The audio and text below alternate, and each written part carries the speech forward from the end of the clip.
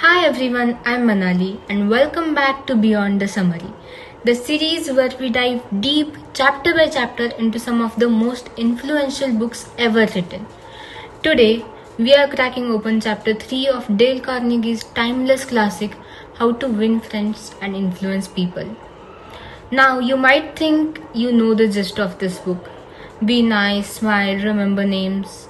And while those are definitely part of it, author gets into some really practical, often counterintuitive advice that can truly change how you interact with people.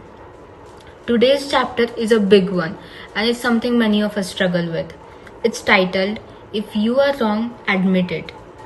Think about that for a second. If you are wrong, admit it.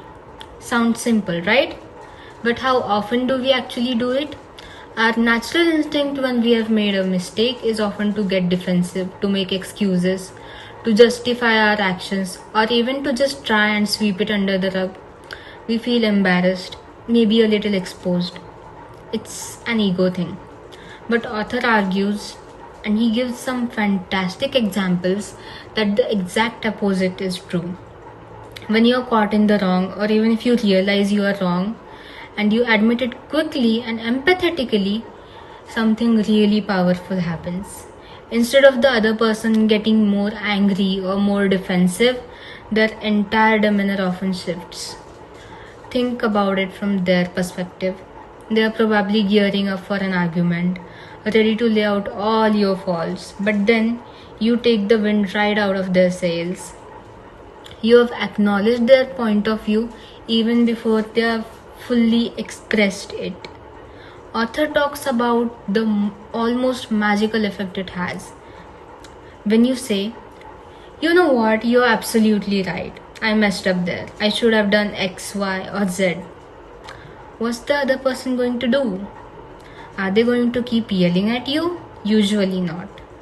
Their need to prove you wrong or to make you feel bad suddenly disappears. In fact, they might even start to feel a little bit sorry for you, or at least they'll appreciate your honesty. He gives the example of a person who was caught red-handed for a mistake. Instead of trying to talk it away, he immediately confessed, taking full responsibility. The result? The other person, instead of being furious, actually became understanding and even helpful. The problem was resolved much more quickly and with far less friction than if he had tried to deny or minimize his error. The principle isn't just about avoiding the conflict, it's about building trust and respect. When you are willing to admit your mistakes, it shows humility, integrity, and a willingness to learn. It makes you seem more human, more relatable, and that in turn makes people more willing to work with you, to forgive you, and to like you.